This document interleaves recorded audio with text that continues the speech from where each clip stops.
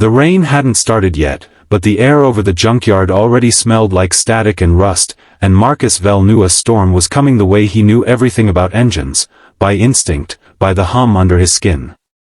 He didn't know that in 11 minutes, lightning would split the sky over a dead Bugatti, and his life would never be the same. The crowd around him laughed. Someone always laughed when Holt Ravenscroft opened his mouth.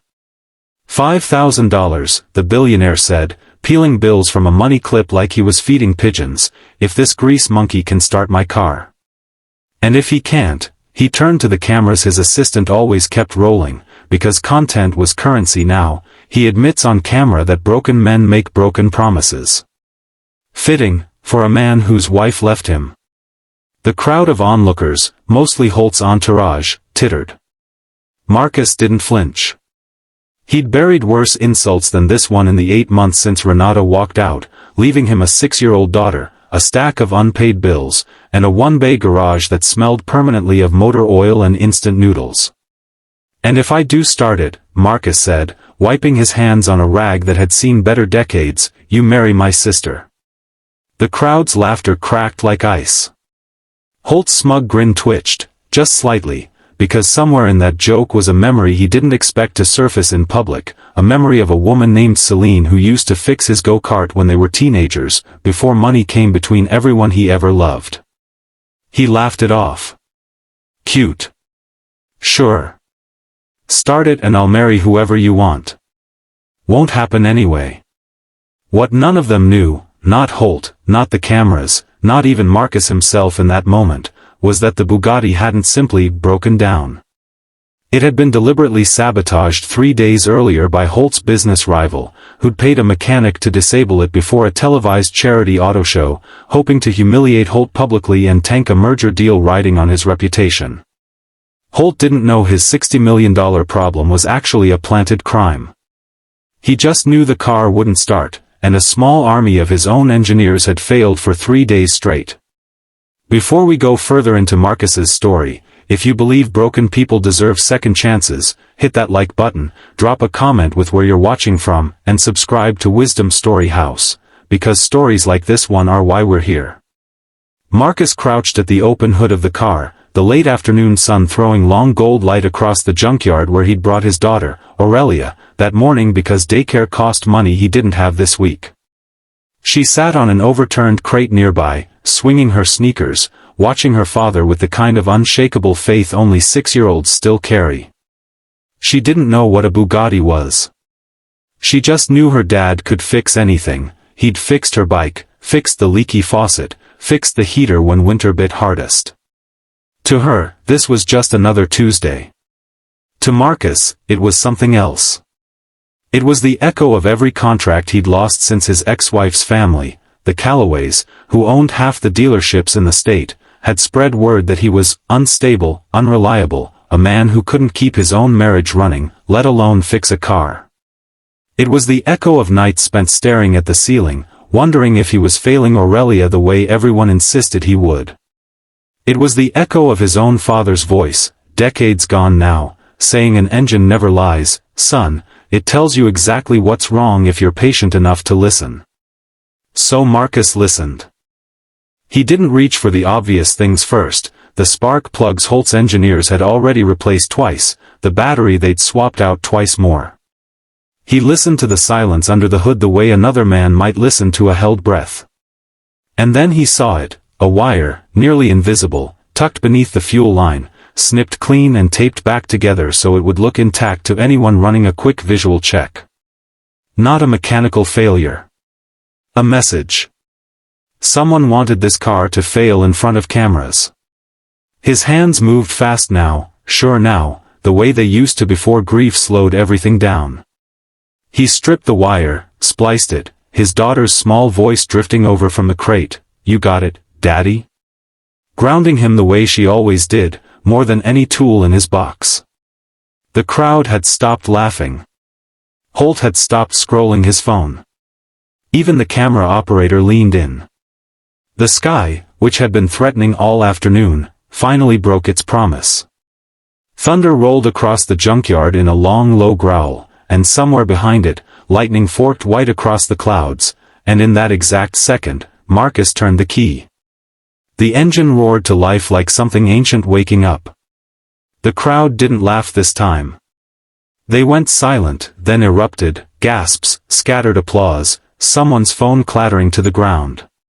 Holt Ravenscroft, billionaire, owner of 4 companies and zero humility, stood frozen with his mouth slightly open, staring at the engine that 3 days of his best-paid engineers couldn't resurrect, now purring under the hands of a man he'd just publicly humiliated.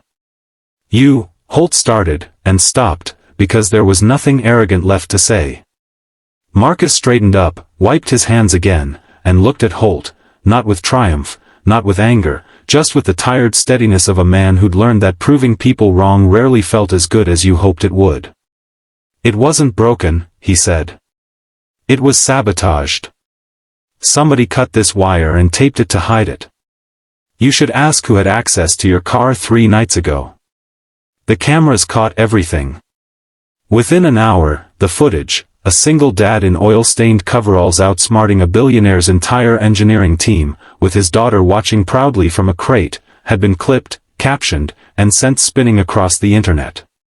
People didn't care about the marriage joke by morning. They cared about the wire. They cared about the storm. They cared about the little girl who'd never once doubted her father, even when the whole world had. What happened over the following days surprised everyone, including Marcus. The footage reached someone at Holt's rival company, who panicked and, in trying to cover his tracks, confessed everything to a journalist hoping for protection that never came. The sabotage story broke wide, and instead of becoming the punchline Holt feared, the whole event became the thing that saved his merger, because the public didn't see a billionaire embarrassed by mechanical failure, they saw a billionaire targeted by corporate sabotage and rescued by an honest, overlooked man with nothing but skill and integrity. Holt understood, in the cold clarity that follows public humiliation, that his money had built him an empire of people who flattered him and very few who'd tell him the truth. Marcus had told him the truth without being asked. He drove to Marcus's garage 3 days later, not in the Bugatti, but in an ordinary car, alone, no cameras. He found Marcus underneath a battered sedan, Aurelia doing homework on a stool nearby, a space heater humming against the evening chill. Holt didn't apologize the way rich men usually do, with money thrown at the problem. He apologized the way a man does when he's actually looked at himself and didn't love what he saw. He offered Marcus a contract position overseeing restoration and security for his entire vehicle collection, at a salary that would let Marcus finally move Aurelia out of the apartment above the garage and into a real home with a real yard. But it wasn't the money that cracked something open in Marcus's chest. It was what Holt said next, quiet, almost embarrassed, that he hadn't laughed at the marriage line because it was funny. He'd laughed because the name Marcus mentioned, his sister, turned out, almost impossibly, to be the same Celine who'd once spent summers fixing his go-kart before both their families fell apart over old money and older grudges. Marcus hadn't even known that detail when he said it. Some coincidences feel too large to be accidental, and Holt, for the first time in years, let himself wonder if maybe he wasn't supposed to win that day.